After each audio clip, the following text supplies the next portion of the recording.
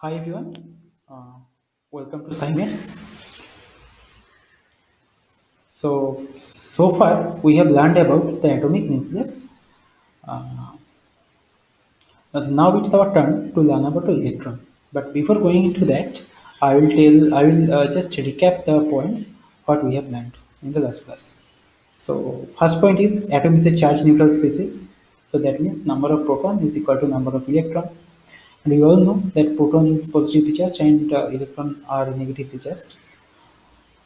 The second thing is nucleus contains almost all the mass of the atom. So that means total mass of the atom is equal to total number of neutrons mass and total number of protons mass. As electrons are negligible in mass, electrons have negligible mass. So that's why we don't count electrons mass to the total atomic mass. And for Rutherford scattering experiment, we also know that nucleus stays in very small place inside an atom. So I have given one analogy that if this whole black circle is like your football stadium, then the nucleus is like the football is a single football in a football stadium. It is that much small. So these are the all things point one to three that we know. But what we don't know is how electrons are arranged inside an atom. Basically, this question will focus. This question we'll try to find the answer of this question in today's lecture. Okay,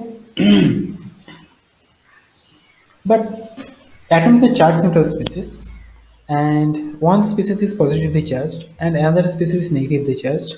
That means protons and electrons. So, what is the common expectation? Common expectation is Coulomb force attracts electron towards the nucleus, just like this.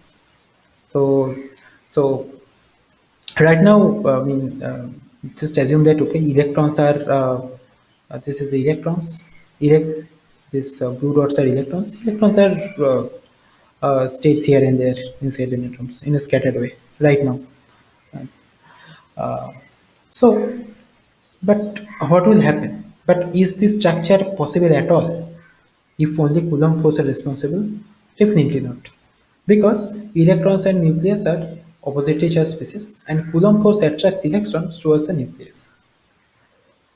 If that happens, so if that's the only force that is responsible between nucleus and electron, then electron would collapses towards the atomic nucleus, and ultimately atomic structure would not get any stability, right? And if atomic structure would not get stability, our universe would not have formed because everything is made up of atoms. So definitely this is not the case. And so what is the so uh, definitely there is some another force that is restricting electron to fall in the nucleus. So that's about it. Then definitely there is some outward force. So it's you can there's a common analogy of like tug of war. You know that's this rope in. So this is basically the rope, and two teams are dragging it in the opposite direction. So ultimately, in the initial phase of the game, these rope don't move at all.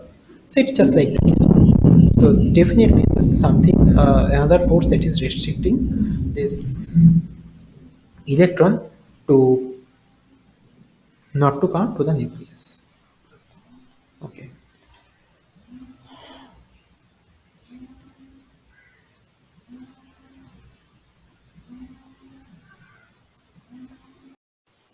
let's move to the next slide.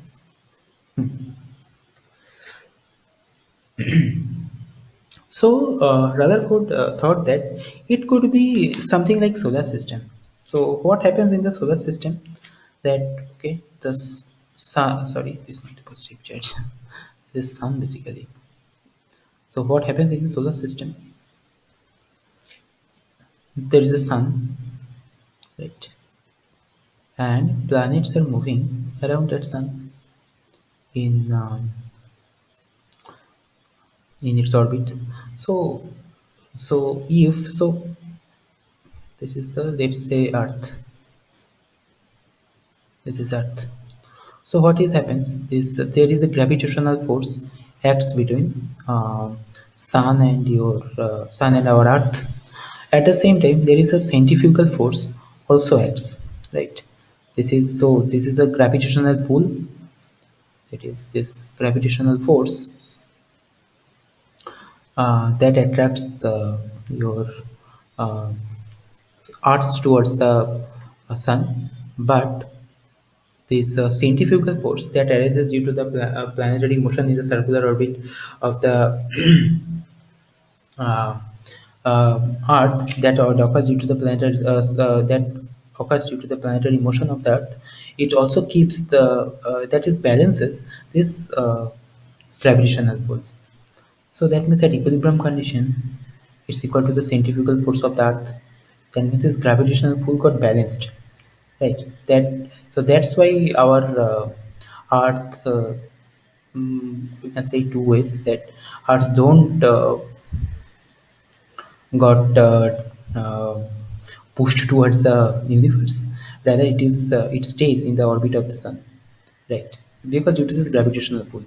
So it is the same situation is like that. So here, this Coulomb force is attracts the electron, but this but one can think that okay, if the electron is revolving around this nucleus, then this centrifugal force will balance this Coulombic attraction force, and these two forces will act in opposite direction. So if you can, so this part, okay. So these two part will got balanced. This if centrifugal this direction, and this is Coulombic attraction.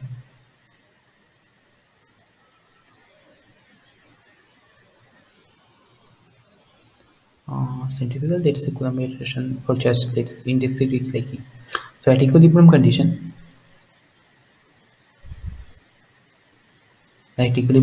of the force balance, if Coulombic attraction uh, will be balanced by centrifugal attraction, right? Okay. So conclusion from the slide is centrifugal force of orbital motion could keep electron away from the nucleus like planets away from the sun. Okay. So let's calculate how this would work for a hydrogen atom which has nuclear charge only one amount. Okay. So let's do some simple arithmetic test case. Let's say how would you stabilize how this energy expressions comes for hydrogen atoms. Okay. Let's say test case, say hydrogen atom. We all know number of proton in the hydrogen atom is 1. So it is the number of proton. So its nuclear charge, it has no neutron, so its nuclear charge is plus E amount, right? Nuclear charge plus E. So force from the nucleus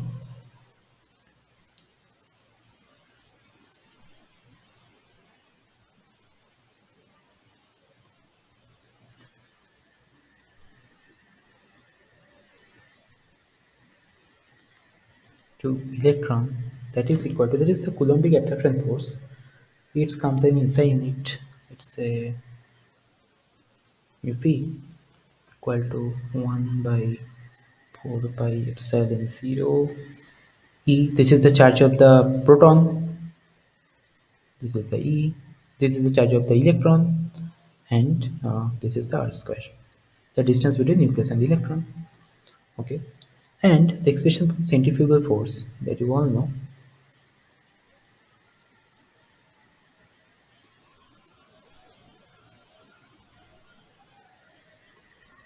This is equal to Fc is p square by R. This is all know. These are the things you have known. So for equal stable orbit, these two forces has to be balanced. For stable orbit,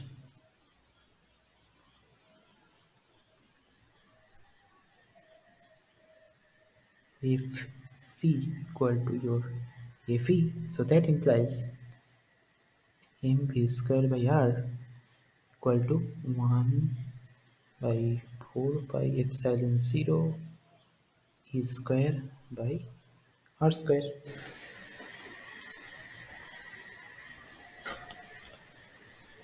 So we can calculate the required velocity of the electron for circular orbit of radius r. From here, let's say what is the value of the velocity. This r got cancelled. V, okay. So required velocity, it comes out at equal to e by root over 4 pi epsilon 0 m r. Right. This is the required velocity. Okay. Now calculate the total energy.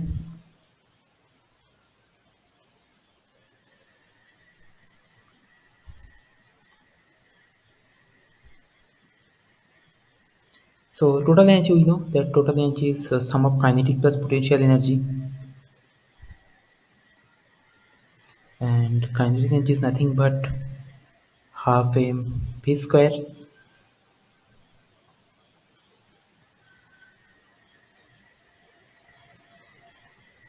and your potential energy is nothing, is like q1 q2, this is between the two charge, by 4 pi epsilon 0 into r.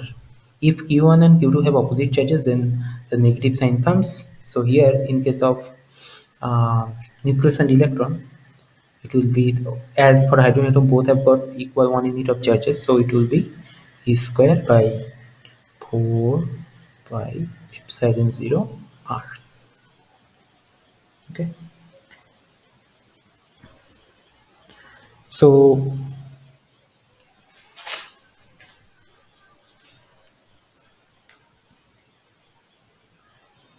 if you put the value here, just do the v square from here. So actually it's very easy, just put half a v square value to put it from here, so it comes as half m uh, e square by 4 pi epsilon 0 mr minus e square by 4 pi epsilon 0 r.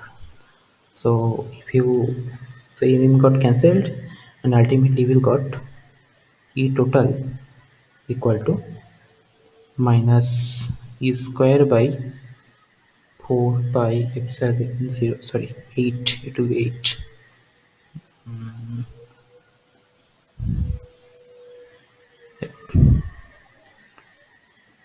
8 pi epsilon 0 into r. Okay, so this is a calculation from classical mechanics, and this classical calculation in just now, just listen it with little bit extra attention. That this is the classical energy expression. This is the classical velocity expression. From this expression, you know that this, okay, this radius have no bound. This, the r can attain any value, right? So if r can attain any value, this total energy e can have any values, because other things are constant, r is the only variable here. So major point here is, okay, let me just change the color. Yeah. So classical calculation tells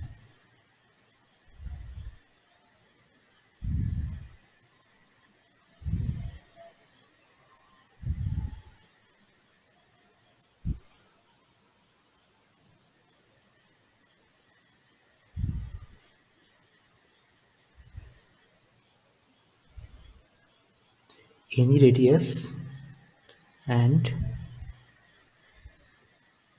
hence any energy is allowed.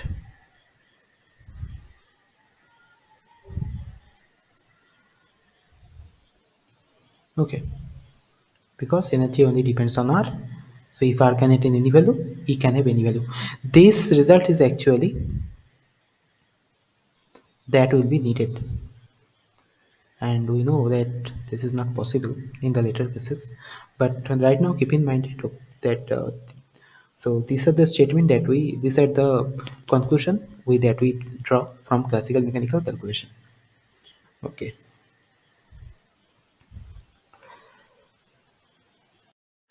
So, from the knowledge of classical mechanics, uh, we know that any radius and hence any energy of an electron orbiting of a nucleus at distance r is allowed.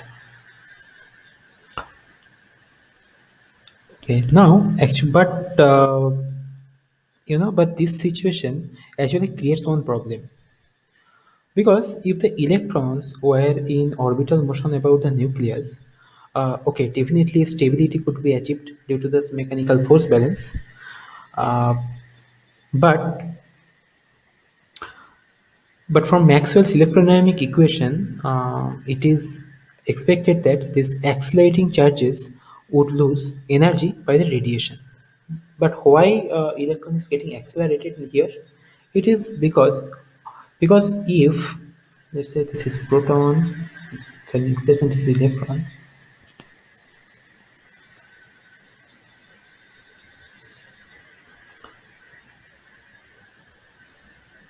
So if the electron is orbiting around the nucleus, let's say in this position, let's say so in let's say at time t1, electron is in here.